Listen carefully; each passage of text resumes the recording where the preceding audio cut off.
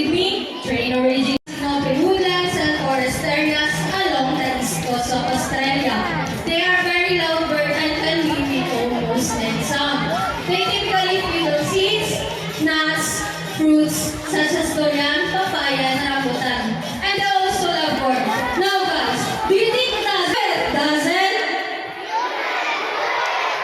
Well, it doesn't find the hidden object for us. Trainer April.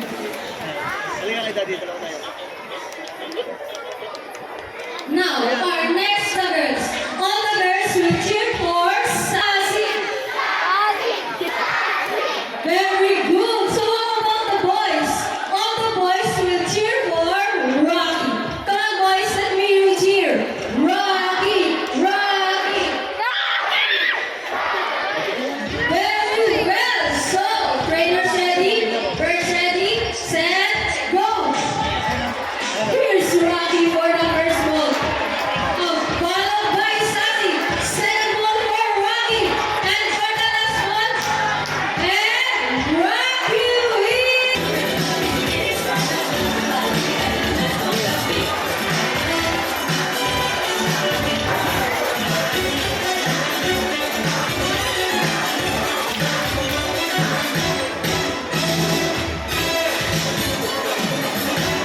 Wow, what a beautiful entrance! Good day everyone and welcome to Aquatica. By the way, I'm Taylor Beach and I'd like you to meet my sea lion friend, one of the eldest female South American sea lions that we have here. And according to her trainer, she is the prettiest. Ooh, confident! Her name is Isis. Together with trainer Duke, say hi! And on the other side is the youngest female South American sea lion that we have here. And that's make her the cutest.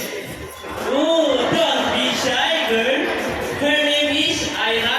Together with trainer Mark, say hello. Now let's continue. Better to be my mamas. Well, let's ask them. Hey ladies, do you have feathers?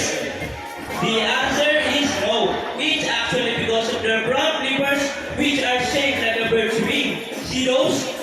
The term Philippines may also be translated as wing-footed, since their flippers do look somewhat like wings. In fact, they appear to be flying underwater as they swim from place to place, right, Chilean friends? And did you know they look very much alike? But some differences between seals and the sea lions is the fact that they have bigger front flippers. And they can also turn their back flippers, something seals cannot do.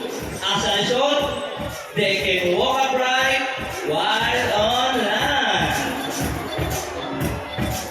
And that's the final demonstration. How about a round of applause for our sea lion friends? And you know what? They have this long and flexible neck. How flexible? Well, check this out. So flexible, right? Another round of applause for our sea lion friends. As you can see, their body is covered with a thin coat of short coarse hair. And their whiskers help the sea lion sense of touch. They contain nerve fiber which make them sensitive. Ooh, nice man! Hey! They may also use the whiskers to aid in navigation or to detect vibration from prey in the water. And their small sternal ears give them a sense of hearing both above and below the water surface. Sea lions, like many marine mammals, can see well both above and underwater. And they have a clean eyesight but no color vision. In the wild, they inhabit waters close to shores, black rock-cliffs with typhoon, and have a preference for rocky beaches. They have excellent climbing ability, which can easily scale rocky cliffs. Check this out. Surely strong front flippers. Now, let's talk about their swimming abilities and let's start with Ira, the cutest. Sea lions can generally cruise around 11 miles per hour using the heroic movements of their front flippers, while their back flippers are stretched out behind their bodies, functioning as water sports steering. And that is their normal swim. Nice and easy. Thank you so much, Alan and Trainer Mark.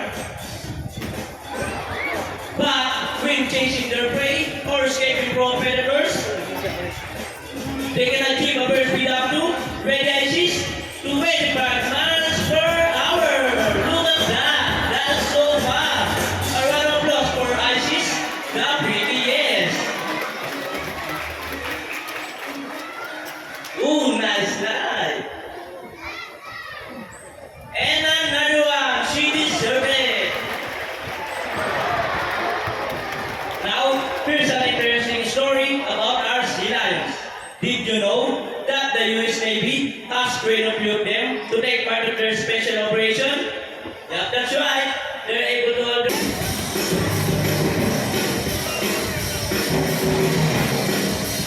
Let's move it!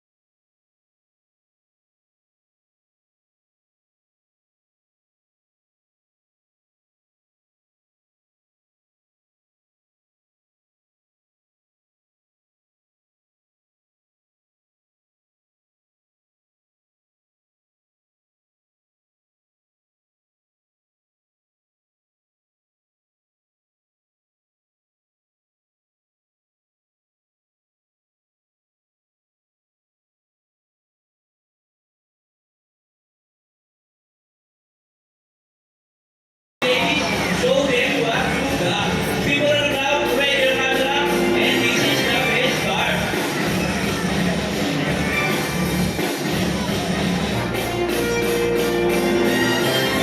Steady and arriba. And for the finale.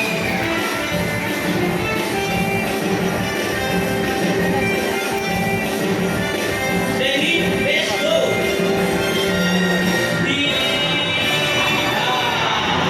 A round of applause for our CI friends and trainers as well for that great dance number.